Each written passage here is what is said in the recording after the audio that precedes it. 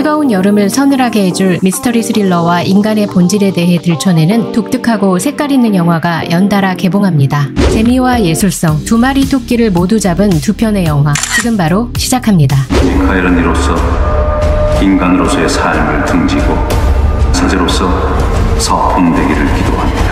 신부로 임명되는 사제 서품을 받은 정도훈. 하지만 그는 13년 전 갑작스레 어머니가 실종된 후 요한 신부에 의해 키워진 아픔을 갖고 있습니다. 이제 신부가 되어 누군가의 고해를 들어주게 됐지만 여전히 그의 마음속에는 어머니의 빈자리와 풀리지 않는 의문이 남아있죠. 그러던 어느 날, 신부님, 사람을 죽여도 용서받을 수 있습니까? 어머니 이름이 왜 진숙이죠? 영재님! 13년 전 실종된 어머니의 이름을 알고 있는 이호준. 그가 지금 도훈 앞에서 살인죄를 고백하고 있습니다. 그는 실종된 오진숙의 진실을 알고 있으며 일부러 아들인 도훈에게 접근한 게 분명합니다. 성당의 교인 명부에서 이호준을 찾아 그의 집에 찾아간 도훈.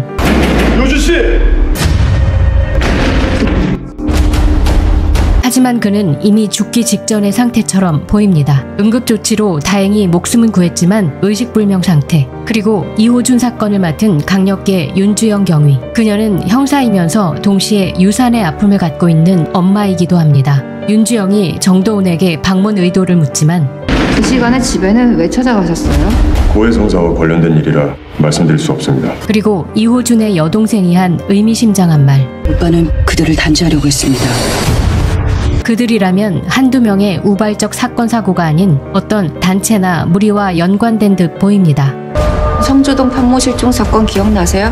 이어서 그녀는 오빠 이호준이 사이비 교단인 전신교회 광신도 백수연 부부에게 조종당했다고 증언합니다. 백수연은 사이비 종교 전신교에 빠진 인물로 겉으로는 식당을 운영하는 평범한 주부인 것 같지만 사이비 종교 전신교의 예하 조직인 이삭을 줍는 사람들의 핵심 인물입니다. 그녀의 남편은 그녀의 지시에 따라 일을 처리하는 행동대장이었죠. 오진숙의 실종 당시 신문 기사를 보면 오진숙의 휴대폰에 이삭이라는 미상의 여성과 문자를 한 정황이 포착되었다고 나와 있습니다. 몸에 있는 귀신부터 죽여야 기도가 듣지.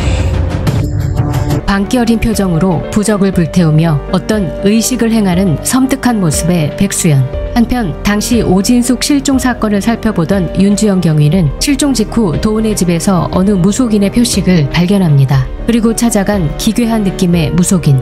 뭐가 궁금해서 왔을까? 무언가를 알고 있는 듯합니다. 성주동 편모 실종 사건이요. 13년 전에도 굉장히 유사한 사건이 있던데요. 사라지기 전 패턴이 비슷해요. 아이가 아팠고 결국엔 종교에 빠지게 되는데 아픈 아이를 둔 절박한 부모의 심정을 이용한 사이비 종교에 무당까지 연루된 듯 보이는데 아니나 다를까 전신교 폐사에서 목이 잘린 오진숙의 시신이 발견되고 그곳은 그 기괴한 무당이 있던 절의 야산이기도 했죠. 왜 그러셨어요? 이호준이 고해를 하면서 제 어머니가 실종... 함부로 말잖아! 도훈에게 소리를 치는 이 사람은 요한 신부입니다. 고아가 된 도훈을 거둬 친아버지처럼 길러준 인물이죠. 왜 그러셨어요? 도훈이 이렇게 질문하는 이유는 어머니가 실종 직전 마지막으로 만났던 인물이 바로 요한 신부이기 때문입니다. 어머니 오진숙은 돈을 인출한 후 요한 신부를 만났고 이후 바로 실종되었던 겁니다.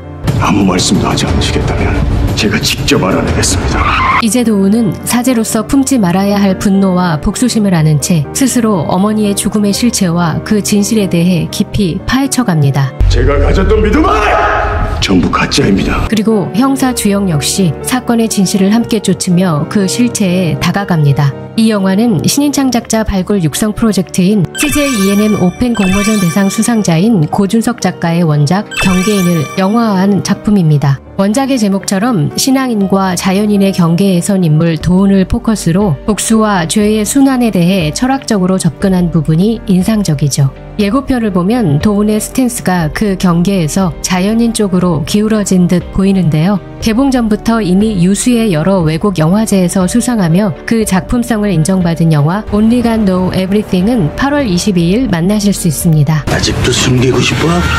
저를 구하십시오. 저를 두려움에 떨지 않도록 하여 주시옵소서.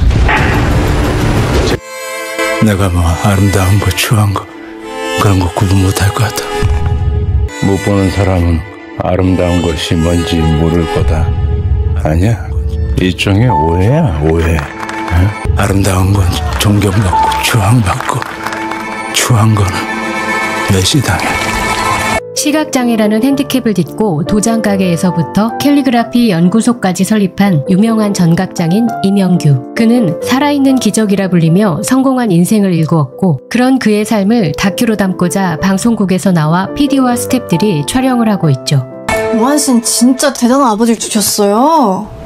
아드님을 혼자 키우신 아버지이기도 하시잖아요. 다큐멘터리 PD 김수진은 앞도 보이지 않는 남자가 아이를 혼자 키운 것도 대단하다며 밀착 인터뷰를 하려 하지만 이명규는 유독 아내 이야기가 나오는 것을 꺼리는 눈치였죠. 예, 저한테야 과분하신 분이죠. 결국 아들 임동환 역시 아버지에 대한 부분만 언급합니다. 그러던 중 전화 한 통이 걸려옵니다. 경찰서요?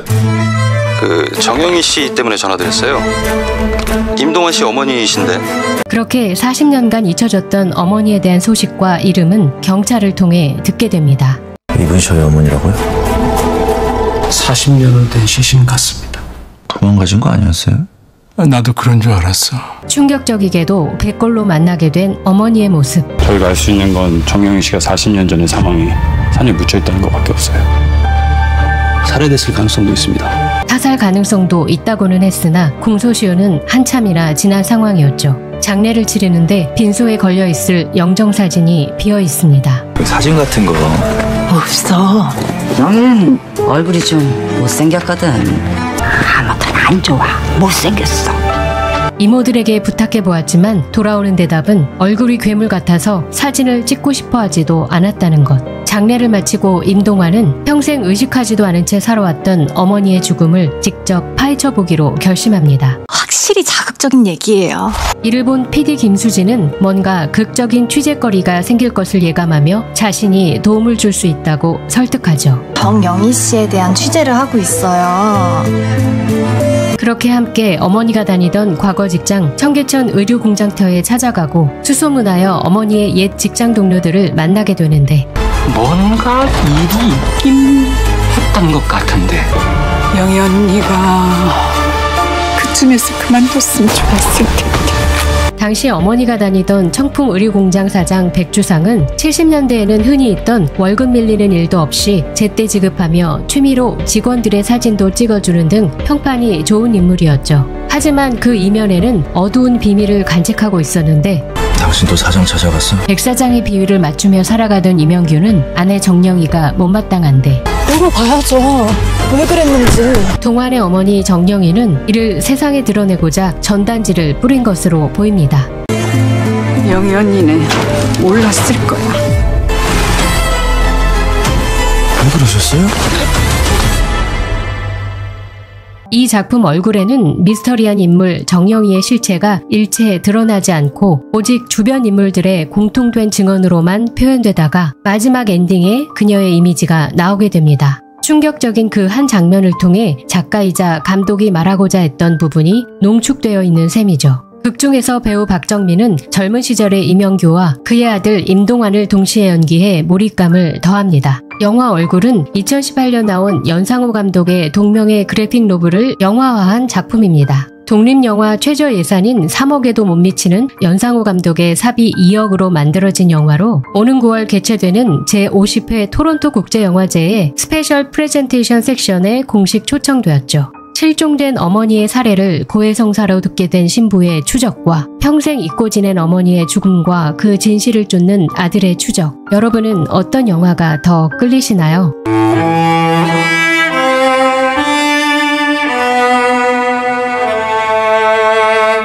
빠르게 영상을 보고 싶으시다면 구독, 좋아요, 알람 설정 부탁드립니다. 지금까지 샌랩이었습니다.